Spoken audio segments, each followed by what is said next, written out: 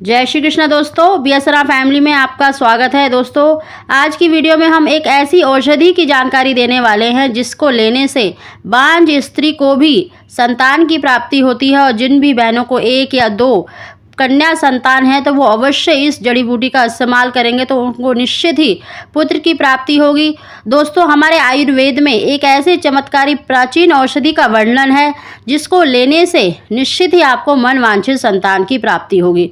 दोस्तों, इसको लेने से अगर आपकी देखिए कोख बंधी हुई है तब भी बंधी कोख खुल जाती है और संतान की प्राप्ति होती है, तो आप इस औषधि का प्रयोग करके अवश्य ही देखें, निश्चित ही आपको मन वांछित संतान की प्राप्ति होगी।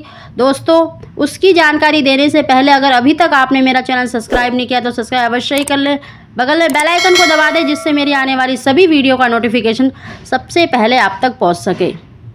दोस्तों, पुत्र प्राप्ति की चमत्कारी प्राचीन औषधि है। देखिए, इससे आपको आसानी से मन वांछित संतान की प्राप्ति होगी, पुत्र की प्राप्ति ही होती है।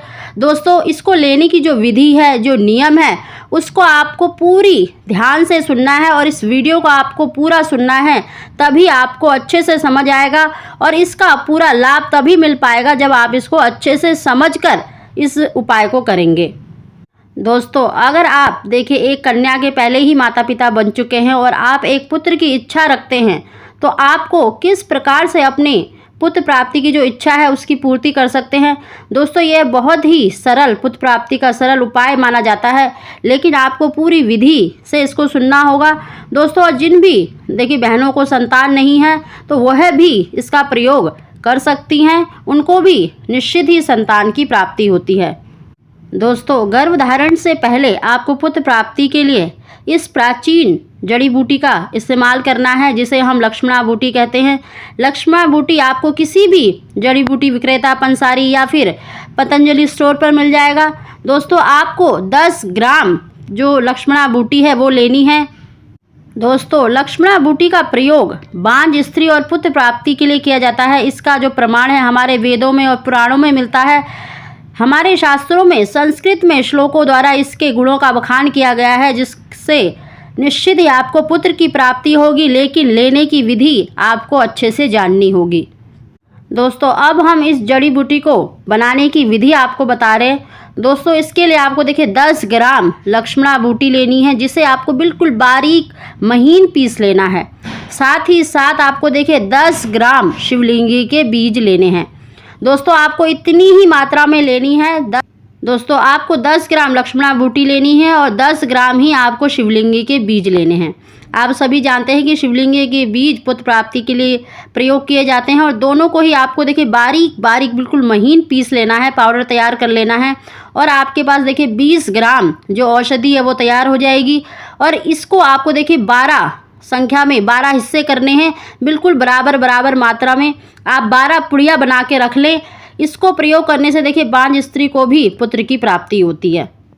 दोस्तों, अब हम आपको देखिए इसको लेने की विधि बता रहे हैं और इसका पूरा आप ध्यान रखें कि किस विधि से आपको लेना है, क्योंकि सही तरीके से आप इसका प्रयोग करेंगे तभी इससे आपको 100% फ़ायदा मिलेगा। दोस्तों, देखिए पुत्र प्राप्ति के लिए आपको लक्ष्मणा बूटी का जो लेने का जो तरीका है, सबसे पहले तो दोस्तों आपके जो पीरियड है वो रेगुलर होने चाहिए, यानी मासिक धर्म आपके रेगुलर होने चाहिए। अगर आपके रेगुलर मासिक धर्म नहीं आते तो आपको अवश्य मासिक धर्म का जो ट्रीटमेंट है, चाहे आपने अपने डॉक्टर से सलाह लें, दवाई लें, मतलब आपके जो पीरियड है वो रेगुलर होने चाहिए, क्योंकि रेगुलर पीरियड से ही आपको जो रेगुलर ओव्यूलेशन की डेट प्राप्त होती है।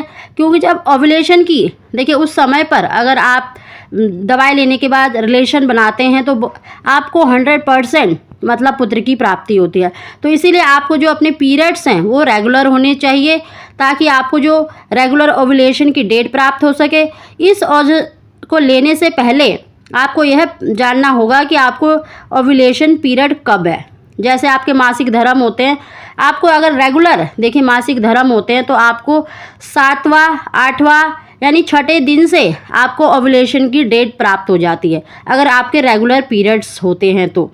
और उन्हीं दिनों में आपको ये औषधि लेनी है।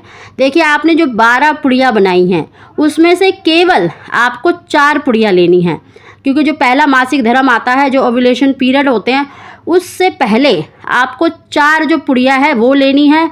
और इस बात का ध्यान रखना है, जब आप इस औषधि का प्रयोग कर रहे हैं तो आपको रिलेशन नहीं रखना है, अपने पति से बिल्कुल भी आपको संबंध नहीं बनाने हैं। दोस्तों यह औषधि देखिए आपको केवल 1 महीने में 4 दिन ही लेनी है, और वह दिन ओव्यूलेशन पीरियड से ठीक पहले 4 दिन पहले ले लेनी है, और उस समय पर आपको रिलेशन नहीं बनाना है। दोस्तों इसको आपको देखिए सुबह जगकर ब्रह्म मुहूर्त में जगें, और आपको देखिए खाली पेट अगर पुत्र की कामना है तो आपको बछड़े वाली गाय का ही दूध लेना है। आप केवल अगर देखिए संतान की इच्छा रखते हैं तो आपको मतलब गाय का ही दूध लेना है, आप किसी भी गाय का दूध ले सकते हैं। दोस्तों 4 दिन तक आपको रेगुलर 4 पुड़ियाँ हैं, आपको रेगुलर सुबह उठकर ब्रह्म मुहूर्त में जगें, भगवान शंकर का ध्यान करें, और उसके बाद देखिए पूरब की तरफ मुंह करके बैठकर आप इस औषधि को ले लें। और दूध ठंडा करके लें, अगर गर्म करा है, नहीं तो आप कच्चे दूध से भी ले सकती हैं, लेकिन आपको ठंडा ही दूध लेना है। अगर देखिए बछड़े वाली गाय का दूध ना मिले तब आप गंगा जल से ले सकती हैं, लेकिन कोशिश करें आप बछड़े वाली गाय का ही दूध लें। दोस्तों 4 दिन तक आपको ये रेगुलर लेना है, और उन दिनों में आपको देखिए संबंध नहीं रखना है अपने हस्बैंड से। और जब आप 4 दिन आपके जब समाप्त हो जाए, 4 दिन आपने दवाई ले ली है, तब आपको देखिए ओव्यूलेशन पीरियड शुरू हो जाता है। तो आपको 5वें दिन से आपको अपने हस्बैंड के साथ संबंध बनाने हैं।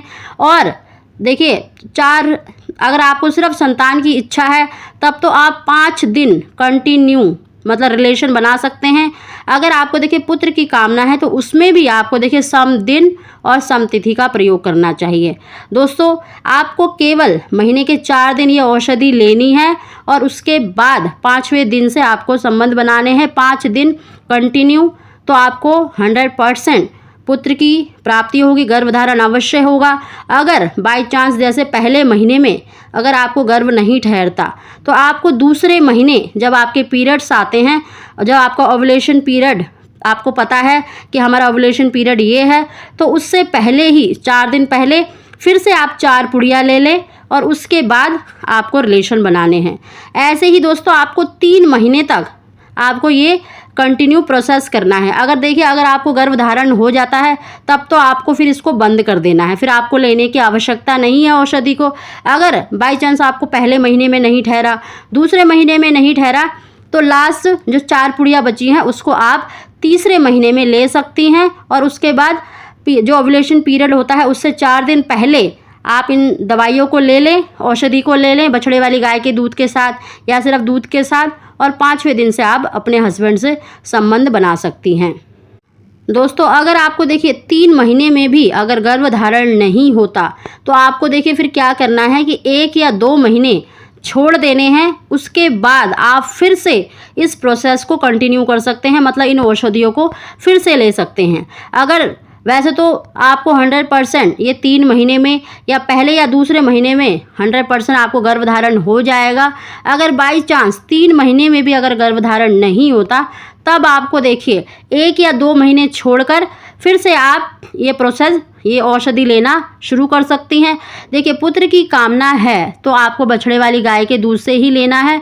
अगर सिर्फ संतान की इच्छा रखते हैं तो सिर्फ आपको गाय के दूध से लेना है, ब्रह्म मुहूर्त में जग के लेना है, भगवान शंकर का ध्यान करके लेना है, और आपको बैठकर ही ये मतलब आपको दवाई लेनी है। और इस बात का विशेष ध्यान रखना है कि दोस्तों कि ये जो आप प्रयोग कर रहे हैं, ये 2 औषधि ले रहे हैं, किसी भी दूसरे बंदे को पता नहीं होना चाहिए।